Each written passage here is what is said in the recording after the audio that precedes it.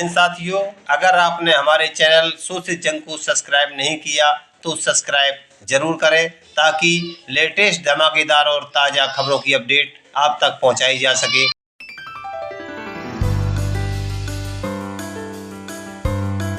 पूर्व छात्र संघ अध्यक्ष, पूर्व विधायक, पूर्व एमएलसी, पूर्व राज्यसभा सांसद, पूर्व लोकसभा सांसद, पूर्व केंद्रीय मंत्री और पूर्व राज्यपाल सत्यपाल मलिक का ऐसा भाषण जिसको सुनकर रह जाएंगे आप दंग। राजस्थान के सीकर जिले में शहीद स्मारक पर पुष्पांजलि अर्पित करने के बाद देखिए सत्यपाल मलिक ने अपने संबोधन में क्या कहा। अगर अभी तक आपने हमारे चैनल को सब्सक्राइब नहीं किया है तो सब्सक्राइब जरूर करें और पूर्व राज्यपाल सत्यपाल सिंह का देखिए क्रांतिकारी भाषण। आपके जो 5 लोग शहीद हुए थे वो अंग्रेजों की बंदूकों के सामने खड़े हो गए। जब उनकी औलाद हो तो इससे क्या डरने की जरूरत है, ये तो कोई चीज ही नहीं है। उनसे सीखो, उन्होंने अपना सब कुछ न्यौछावर कर दिया आपके लिए। इसमें शंभू सिंह जी भूखर थे, तुलसाराम जी भूखर थे, टीकूराम जी सिंह लगा दो इनके आगे, राम नहीं थे। चेता जी भूखर थे, आशाराम जी पिलानिया थे। चौधरी छोटू राम ने सीकर में एक महायज्ञ किया था। उसके बाद लोगों में चेतना आई थी, लोग खड़े हो गए थे, अपने नाम के सामने सिंह लिखने लगे थे, लेकिन सामंती ताकतों को वो गवारा नहीं था। इन 5 ने वो नाम भी लिखा और लगान के मामले में ये संगीनों के सामने खड़े हो गए, मारे गए। इसलिए हम इनका आज जन्मदिन मना रहे हैं और उसी दिन से सब मना रहे हैं और आगे आने वाली पीढ़ी भी मनाती रहेगी, क्योंकि उन्होंने काम ही ऐसा किया। तो आपसे भी मैं कहना चाहता हूँ कि आप भी अब तो संगीने भी नहीं हैं। मैं अभी 4 दिन पहले हरियाणा की खापें आई थी, मुझे खापों के चौधरी वो करने आए थे, धन्यवाद। उनको कहीं से सुन गया था कि सीबीआई ने मुझे बुलाया है, तो मैंने उन्हें समझाया कि मुझे नहीं बुलाया, सीबीआई मेरे यहाँ आ रही है बात करने, और वो मेरी जांच नहीं कर रही है, बल्कि जो मैंने बताया था कि कहीं 150 करोड़ रुपए की रिश्वत ली जा रही थी, उसकी जांच करने आ रही है, उस सिलसिले में मुझसे बात करेगी। तो उन लोगों को ये पता चल गया, तो वो आए। मेरा घर 2 कमरे का है, वो भी किराए का। तो मैंने उनको एक पार्क में उनका खाना बनवाना शुरू कर दिया। तो प्रधानमंत्री के यहाँ से आदेश हुआ और पुलिस आ गई और पुलिस ने कहा कि साहब यहाँ खाना नहीं बनेगा, ये पब्लिक प्लेस है, डीडीए की ज़मीन है। मैं कहा यहाँ नहीं बनेगा तो मेरा तो घर है नहीं, मैं तो थाने में ही बनेगा। फिर चलो भाई, तो हम थाने पे जा चढ़े और 2 घंटे के अंदर अंदर फिर आदेश बदल गया। फिर उन्होंने कहा हमने किसी को गिरफ्तार नहीं किया है, सब फ्री हैं, खाना खा के जा सकते हैं। वहीं खाना बना और खाया और चले आए। तो अगर अड़ जाओगे, अगर हिम्मत कर लोगे, तो कोई आपके सामने खड़ा नहीं रहेगा। कोई डरने की ज़रूरत नहीं है किसी से भी। आप अपना हौसला रखिए, एकता रखिए, जातियों का इकट्ठ रखिए, इसमें ये जात और वो जात मत करिए, तो आप कामयाब होंगे और आपको कोई नहीं रोक सकता। इस वक्त देश और ख़ास तौर से किसान कौमें बहुत कठिनाई से गुजर रही हैं। अगर दिल्ली में बैठे हुए लोगों का बस चला तो वो सबसे पहले तो खेती को ख़त्म कर देगी, ताकि आप खेती छोड़ के शहरों में भाग लो मजदूरी के लिए, और उसके बाद फौज को ख़त्म कर देगी। एक तरह से किसान कौमों को बर्बाद करने का नक्शा पास हुआ है। इस पर लड़ना पड़ेगा और जो लोग लड़ेंगे वो बचेंगे। एक बार हमारे गांव के पास शिवाजी महाराज के गुरु थे, समर्थ गुरु रामदास, वो आ गए थे। 4-5 दिन वो रहे, उन्होंने प्रवचन दिया और आखिरी दिन उन्होंने चौधरी लोगों से पूछा कि भाई बताओ, मैं 5 दिन से तुम्हारे बीच में बोल रहा हूँ, तुमने क्या सीखा? एक चौधरी खड़ा हो गया कि हमने ये सीखा कि जो कौमें रुका रोला करेंगी वो जिंदा रहेंगी, यानी जो लोग लड़ेंगे वो जिंदा रहेंगे। मैं आपसे कहने आया हूँ कि लड़ने की आदत डालिए और लड़ने का फैसला कीजिए।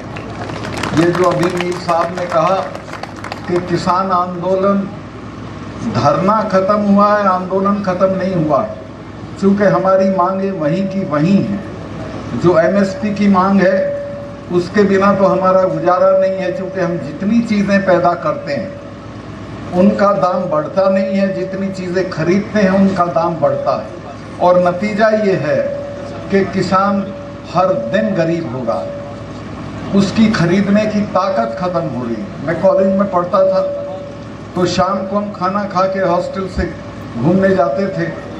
एक कब्रिस्तान में एक कव्वाल कव्वाली गाता था, तो उस कव्वाली को मैं खड़े होकर सुनने लगता था। उसमें एक शेर गाता था जो मैंने समझा ये हमारे लिए गा रहा है।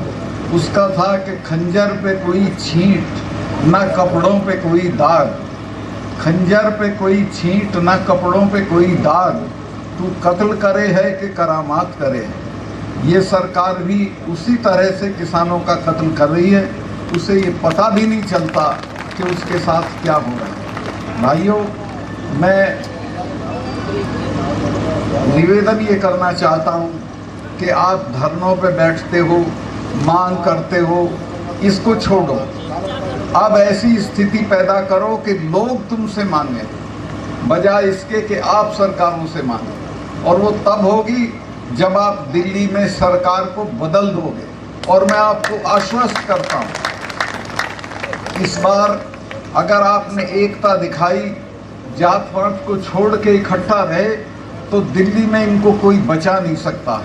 मैंने सारी पार्टियों के लोगों से बात की है, सब इस बात पे राजी हो गए हैं, एक उम्मीदवार के मुकाबले एक उम्मीदवार खड़ा करेंगे। अगर ऐसा हो गया तो ये दिल्ली में बचेंगे नहीं, और अगर ये बच गए तो एक बात समझ लो, फिर आप नहीं बचेंगे। ये आखिरी मौका है हम लोगों के लिए कि हम अपने पेशे को, अपनी ज़मीनों को, अपने बच्चों को बचाएं। मैं बहुत लंबा भाषण नहीं देना चाहता, सिर्फ इतना कहना चाहता हूं कि देश बहुत गलत आदमी के हाथ में है। जब ये अभी मैं बोला था 4-6 दिन पहले, बड़ा शोर हो गया देश में, इन्होंने बड़ा तमाम तरह के लोग वो फालतू जो हैं वो लहका दिए मेरे ऊपर। मैंने ये बताया था, जो सच था उसी वक्त बताया था जब मैं ये था गवर्नर था, कि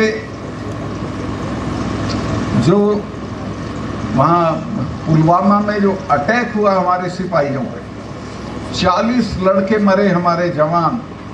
वो नहीं मरते अगर ये उनको 2 हवाई जहाज़ दे देते, 5 हवाई जहाज़। वो लड़के अगर मेरे से मांग लेती सीआरपी तो मैं 5 हवाई जहाज़ दे देता, लेकिन गृह मंत्रालय ने वो उनको हवाई जहाज़ नहीं दिए और वो सड़क के रास्ते चल दिए। उस सड़क के रास्ते में मैं गया जिस दिन ये दुर्घटना हुई, उसके बाद उसमें 10 किलोमीटर के एरिए में करीब 10 जगह सड़क आके मिलती है। उस पे एक जिप्सी नहीं खड़ी थी किसी को रोकने के लिए, कोई भी आ सकता था। तो वो आया, भरी हुई गाड़ी थी विस्फोटक की, और एक गाड़ी में मार दी और हमारे 40 जवान शहीद हो गए। ये कहीं अपनी शूटिंग करा रहे थे उसमें नेशनल कॉर्बेट पार्क में, यूपी में है वो। तो वहाँ टेलीफोन की सुविधा नहीं होती है, तो इन्होंने बाहर आके मुझे एक ढाबे से फ़ोन किया और पूछा कि सतपाल भाई क्या हुआ। मैंने इनको बताया कि साहब ऐसे ऐसे हो गया, इतना हमारा नुकसान हो गया है और ये हमारी गलती की वजह से हुआ है। अगर हम जहाज़ दे देते तो ये हमारे बच्चे नहीं मरते। तो इन्होंने मुझे कहा कि नहीं अभी इस पे चुप रहो, इस पे अभी चुप रहो। जो नेशनल सिक्योरिटी एडवाइज़र है, जिसका नाम आपने सुना होगा, अजीत डोभाल, वो मेरा क्लास फेलो रहा, कानून की क्लास में हम साथ पढ़ते थे। उसका मुझे फ़ोन आया फ़ौरन कि प्राइम मिनिस्टर ये कह रहे हैं आप बोलें नहीं। चूँकि मैं बोल दिया था, मैं 2-3 चैनल को बता चुका था कि हमारी गलती से ये हुआ है, कि वो ये कह रहे हैं कि इस पे तुम चुप रहो। मैं समझ गया था कि अब इसका एक पूरा राजनीतिकरण अपने चुनाव के लिए करेंगे। जो मर गए वो भाड़ में जाए, इनको कोई मतलब नहीं है। और आज तक उस पूरे मामले की कोई जांच नहीं हुई है, कोई उसका नतीजा नहीं आया। अब आप अंदाज़ा लगा सकते हो कि कितने खतरनाक लोग देश चला रहे हैं, जिनको अपने सिपाहियों की जान से हमदर्दी नहीं है, जिनको अपने देश से हमदर्दी नहीं है, और बात लंबी चौड़ी करते हैं, मन की बात करते हैं, कभी तन की बात करते हैं। तो मैं आपसे ये कहना चाहता हूँ कि बहुत हो गया, अब संभल जाओ। और अब नहीं संभलोगे तो हमारी तो अब उम्र लंबी हो गई, चले जाएंगे, लेकिन आपकी पीढ़ियां याद करेंगी कि कभी आपने गलती की थी और एक ऐसी सरकार को बने रहने दिया था जिसने आपका सब बर्बाद कर दिया, खेती भी, फौज भी, नौकरियां भी। तो मैं आपसे, और मैं आऊँगा, इलेक्शन में भी आऊँगा, जो भी आपका आदमी लड़ेगा उसके लिए। मैं तो, मेरे पैर में बहुत तकलीफ़ है, लेकिन फिर भी मैं घूम रहा हूँ, महीने में कम से कम 10 पब्लिक मीटिंग करता हूँ, सब जगह जा रहा हूँ, सबसे बात कर रहा हूँ, और मुझे ये कामयाबी मिली है कि सब इसके लिए राज़ी हो गए हैं कि एक उम्मीदवार के मुकाबले एक उम्मीदवार खड़ा करेंगे। और अगर ये हो गया तो मैं आपको आश्वस्त कर दूं कि ये बचेंगे नहीं, इनकी शक्ल नहीं पहचानी जाएगी। ये जो आज इनका घमंड है, ये सारा चूर चूर हो जाएगा। सब सहमत हो गए हैं, सारी पार्टियां सहमत हो गई। मैं बहुत लंबा भाषण कर दिया, मैं इतना ही कहना चाहता हूं कि ये मौके रोज़ नहीं मिलते हैं। ये मौका भी फिर तो 5 साल को बाद जाएगी, और 5 साल में तो ये इतनी बर्बादी कर देगा कि आप अंदाज भी नहीं कर सकते। 5 साल में तो पता नहीं क्या क्या हो जाएगा। तो मैं काफ़ी आपका समय लिया, मैं बहुत लंबा हो गया। इसी के साथ मैं आपका आभार व्यक्त करता हूं कि इतनी गर्मी में भी आप आए।